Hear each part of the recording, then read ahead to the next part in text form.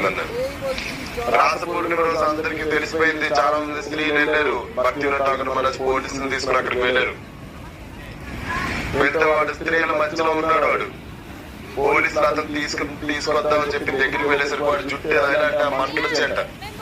పోలీసులు భయపడిపోయి పారిపోయారు. వాళ్ళంతా బ్రిటిష్ పోలీసులు. అప్పట్లో బ్రిటిష్ పోలీసులు కూడా భయపడిపోయారు వాడు జుట్టులోంచి వచ్చిన మంటలకి. కానీ భక్తి వినోద్ ఠాకూర్ మహారాజ్ అలా కాదు, సింహంలాగా గర్జిస్తూ